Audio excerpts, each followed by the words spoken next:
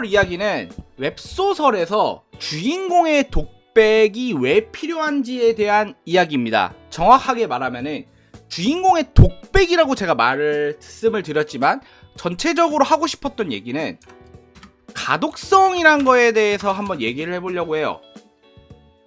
왜 웹소설들 보면은 주인공이 막 이런 거 있잖아요.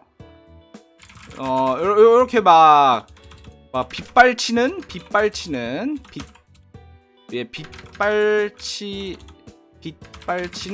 어둠 빛 속으로 걸어갔다.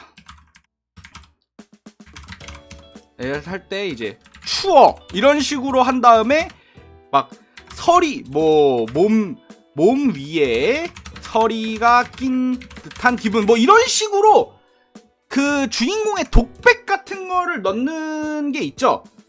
이게 넣는 이유가 있어요. 이런 거를 사실 굉장히 저 같은 경우는 되게 많이 쓰는 편이고 이제 작가님들마다 많고 적음의 차이는 있지만 사실 기성 작가님들이 쓰시는 글을 보면 주인공이 독백을 하는 경우가 굉장히 많아요. 왜 이럴까요? 이게 정말 중요한 이유예요. 이게 가독성이란 거에 대해서 생각을 꼭 해보셔야 되는데, 자, 사람은요 핸드폰 화면이 이렇게 있다고 쳐봅시다. 핸드폰 화면이에요. 자, 여기가 그 문단이죠. 문단을 읽을 때 어떻게 읽을 것 같아요? 여러분들은 어떻게 읽을 것 같습니까? 자, 기본적으로 인간의 시선은 여기서 이쪽 방향으로 가게 돼 있어요.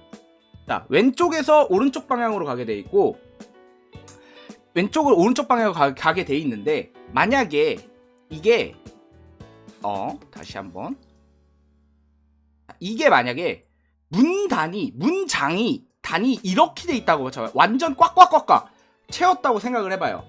그러면은 여러분이 읽으실 때 어떻게 읽게 돼요? 그러면은 이 화면 끝 이쪽 지점부터 이 화면 끝 이쪽 지점까지 이렇게 읽게 되죠. 그렇죠? 이렇게 읽게 되는데, 이러면은 눈이 피로해져요. 굉장히 눈이 피로해진단 말이야. 그래서 이거를 만약에 여기다 해놓고 여기다가 독백을 하나 넣어놔요. 독백을 하나 넣어놓고 다시 이렇게 문단을 써요. 그러면은 사람이 어떻게 읽게 돼 있냐면 이렇게 읽고 이거를 읽은 다음에 이렇게 읽게 돼 있어요. 어떤 차이인지 아시겠어요? 여러분 혹시 그 플랭크라는 운동이란 걸 아시나요? 플랭크라는 운동이 있죠. 이게 바닥에다가 두 손을 이렇게 대서 그림을 그릴 수 있을지 모르겠지만 여기 머리라고 치면은 바닥에다가 요렇게 두 팔을 이렇게 대고 이렇게 버티는 거죠. 이 운동이 있는데 이 운동을 해보신 분들은 당연히 아실 거예요. 이게 해면 처음 할 때 1분도 버티기 엄청 어려워요. 1분만 해도 막 힘들어 죽을 것 같단 말이야. 근데 잠깐 쉬었다가 다시 하잖아요. 그러면 할만해요. 그러니까 만약에 이 1분을 쭉 이어서 하는 게 아니라 30초 한다고 생각을 해봐요. 그러면은 이 운동이 갑자기 확 쉬워져요. 어떤 것도 똑같아요. 모든 일은 똑같아요. 만약에 수업을 할 때 쉬는 시간 없이 쭉 한다고 생각을 해봐요. 그러면 힘들죠. 이 쉬는 시간이라는 게 필요하단 말이야.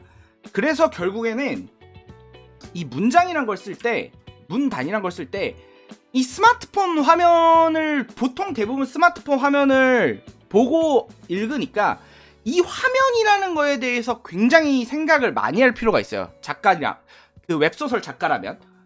자, 이제 문장을 쓸 때 어떻게 하면 덜 피로하게 쓸까? 이게 중요해요. 어떻게 하면 덜 피로하게 쓸 수 있을까?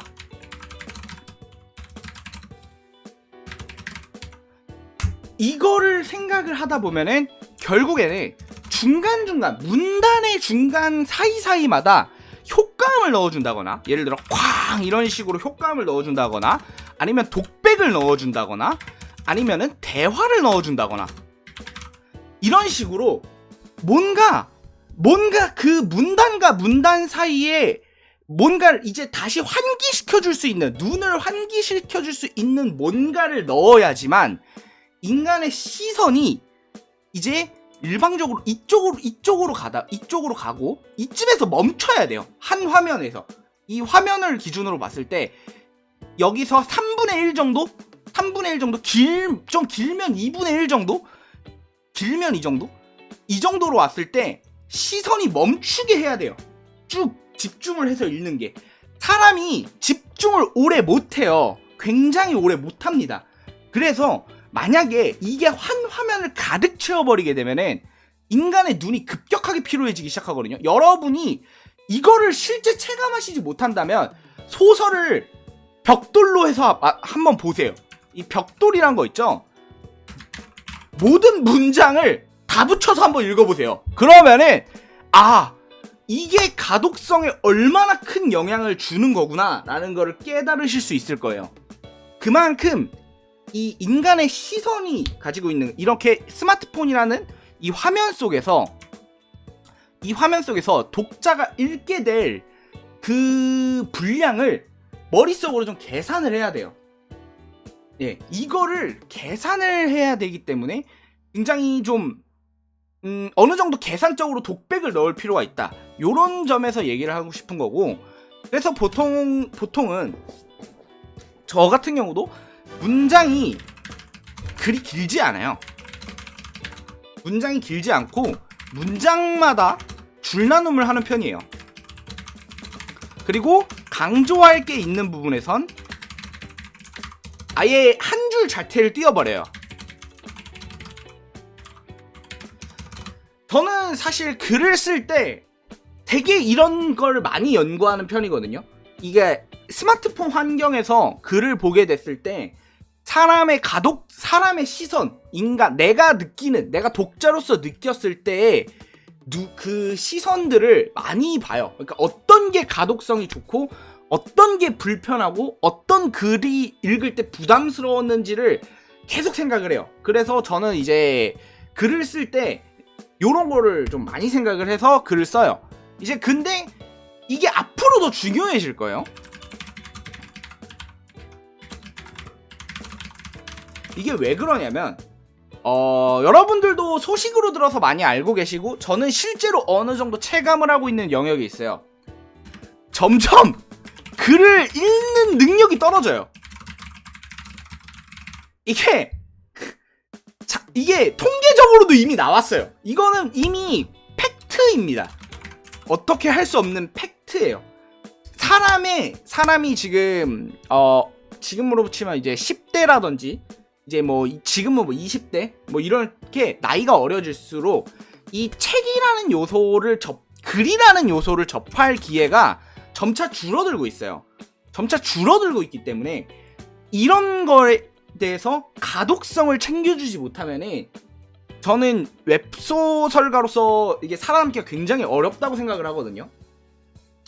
그래가지고 되게 이제 어떻게 보면 그냥 이거는, 근데 이거를 우리가 막을 수는 없어요. 이 현상을 우리가 막을 수는 없어요. 이 현상을 우리가 막을 수는 없고, 하지만 이 글이라는 거에 대해서 점점 읽는 능력이 떨어지니까 이걸 좀 더 보기 편하게 만들어주는 거는 저희가 노력을 할 수 있잖아요. 보기 편할 수 있도록 만들어주는 노력이 필요하다. 저는 그것 중 하나가 주인공의 독백이라고 생각을 해요. 이 독백과 정확하게 말하면 독백과 이제 의성어라든지 효과음, 대화 이런 거를 문단 중간중간에 넣어줘서 눈을 환기시켜주는 것, 이게 굉장히 꼭 필요한 일이라고 저는 생각을 하면서, 여러분들도 독자의 입장이 되세요. 글을 쓸 때 글을 재밌게 쓰는 거는 당연히 중요한 일이죠. 글을 재밌게 쓰는 거는 너무나 당연한 일이에요.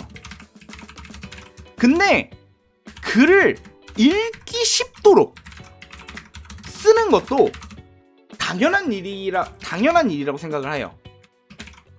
이거에 대해서도 여러분도 고찰을 해보고 생각을 오랫동안 해볼 필요가 있다는 생각을 하면서, 이상 여기까지 오늘의 이야기였습니다.